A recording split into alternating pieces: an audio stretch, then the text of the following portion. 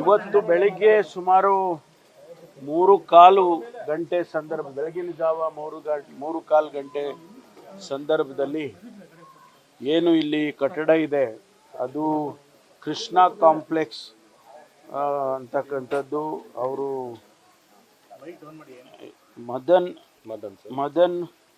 ಅಂತೇಳಿ 38 ವರ್ಷದ ವ್ಯಕ್ತಿ ಅಲ್ಲಿ ತೀರ್ಕೊಂಡಿದ್ದಾರೆ. ಕೆಳಗಡೆ ಅವರು ಗ್ರೌಂಡ್ ಫ್ಲೋರ್ನಲ್ಲಿ ಅಂದರೆ ಸೆಲ್ಲಾರ್ ಫ್ಲೋರ್ನಲ್ಲಿ ಇದ್ದದ್ದು. ಬಹುಶಃ ಹೇಗೆ ಅದು ಬೆಂಕಿ ಹೇಗಾಗಿದೆ ಅನ್ನೋದು ನಮ್ಮ ಇನ್ನೂ ಇನ್ವೆಸ್ಟಿಗೇಷನಲ್ಲಿ ಗೊತ್ತಾಗ್ತದೆ.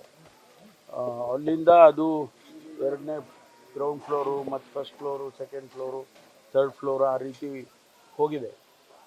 ಅವರು ಮೇಲೆ ಇದ್ದಂಥ ಕುಟುಂಬದವರು ಅವರು ಕೂಡ ಎಲ್ಲರೂ ಕೂಡ ತೀರ್ಕೊಂಡಿದ್ದಾರೆ. ಬಹುಶಃ ನಮ್ಮವರೆಲ್ಲ ಇನ್ವೆಸ್ಟಿಗೇಷನ್ ಮಾಡಿದ ಮೇಲೆ ಗೊತ್ತಾಗ್ತದೆ ಕಾರಣ ಏನು ಮತ್ತು ಯಾವ ರೀತಿ ಅವರೆಲ್ಲ ತೀರ್ಕೊಂಡಿದ್ದಾರೆ ಅಂತೇಳಿ. ಇಲ್ಲಿ ಎಲ್ಲ ಬೇರೆ ಬೇರೆ ವಸ್ತುಗಳನ್ನ, ಪ್ಲಾಸ್ಟಿಕ್ ವಸ್ತುಗಳನ್ನ ಮತ್ತು ಬೇರೆ ಬೇರೆ ರಬ್ಬರ್ ಮ್ಯಾಟ್ಗಳು ಈ ರೀತಿ ಎಲ್ಲ ಸ್ಟೋರ್ ಮಾಡಿದ್ದು ಜಾಗ ಇದು.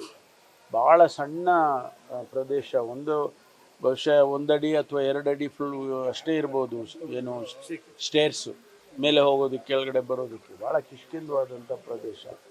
ಅದು ಬೆಂಕಿ ಆದಮೇಲೆ ಅಲ್ಲಿ ಯಾರು ಮೇಲೂ ಹೋಗೋಕ್ಕೂ ಆಗಿಲ್ಲ, ಕೆಳಗಡೆ ಬರೋಕ್ಕೂ ಆಗಿಲ್ಲ. ಅವರು ಕೆಳಗಡೆ ಯಾರು ವ್ಯಕ್ತಿ ಸತ್ತಿದ್ದಾನೆ ಮದನ್ ಅಂತಕ್ಕಂಥವ್ನು, ಅವನು ಅಲ್ಲಿ ಮನೆಯಲ್ಲಿ ಬೀಗ ಹಾಕ್ಕೊಂಡು ಬಂದುಬಿಟ್ಟಿದ್ದಾನೆ. ಅವರು ಕೂಡ ಬರೋಕ್ಕಾಗಲಿಲ್ಲ, ಎಸ್ಕೇಪ್ ಆಗೋಕ್ಕಾಗಿಲ್ಲ. ಹಾಗಾಗಿ 5 ಜನ ತೀರ್ಕೊಂಡಿದ್ದಾರೆ ಇಲ್ಲಿವರೆಗೂ. ಎಲ್ಲ ಬಾಡಿಗಳನ್ನೂ ಕೂಡ ಈಗಾಗಲೇ ತೆಗ್ದಿದ್ದಾರೆ, ಸೆಕ್ಯೂರ್ ಮಾಡಿಕೊಂಡು ತೆಗ್ದಿದ್ದಾರೆ. ಭಾಳ ದುರದೃಷ್ಟಕರ ಇದು. ಈ ರೀತಿ ಆಗಬಾರ್ದಾಗಿತ್ತು. ಇಲ್ಲಿ ನೋಡಿದರೆ, ತಾವೇನೋ ನೋಡಿದರೆ ಭಾಳ ಬಿಲ್ಡಿಂಗ್ಗಳೆಲ್ಲ ಚಿಕ್ಕದು 30-40 ಸೈಟ್ಗಳಲ್ಲಿ 4 ಫ್ಲೋರು 5 ಫ್ಲೋರು ಆ ರೀತಿ ಮಾಡಿದ್ದಾರೆ. ಭಾಳ ಸಾವಿರಾರು ಬಿಲ್ಡಿಂಗ್ಗಳು ಈ ರೀತಿ ಈ ಭಾಗದಲ್ಲಿ ಇದೆ. ಅದನ್ನು ನಮ್ಮ BBMPನವರು ಅದನ್ನು ನೋಡಬೇಕಾಗುತ್ತೆ. ಯಾಕೆಂದರೆ ಟ್ರೇಡ್ ಲೈಸೆನ್ಸ್ ಕೊಡೋರು ಅವರೇ, ಹಾಗಾಗಿ ಅವರು ನೋಡಬೇಕಾಗುತ್ತೆ. ಇಂಥ ಅವಘಡಗಳಾದಾಗ ಅಷ್ಟೇ ನಮಗೆ ಗೊತ್ತಾಗ್ತದೆ.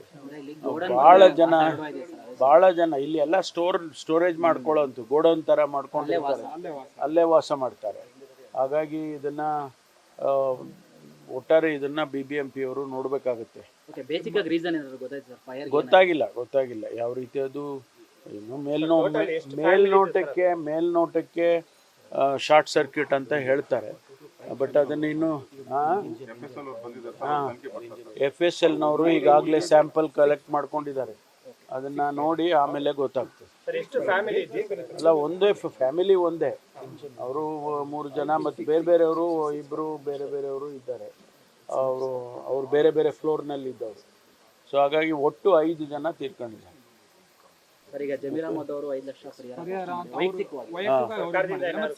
ಇಲ್ಲ, ನಾನು ಮುಖ್ಯಮಂತ್ರಿಗಳ ಜೊತೆ ಮಾತಾಡ್ತೇನೆ. ಯಾಕೆಂದ್ರೆ ಏನು ಯಾವ ರೀತಿ ಕಾಂಪನ್ಸೇಷನ್ ಕೊಡಬೇಕು ಇಂಥದಕ್ಕೆ ಅಂತ ಹೇಳಿ ಅದೆಲ್ಲ ಸರ್ಕಾರ ಮಾಡುತ್ತೆ.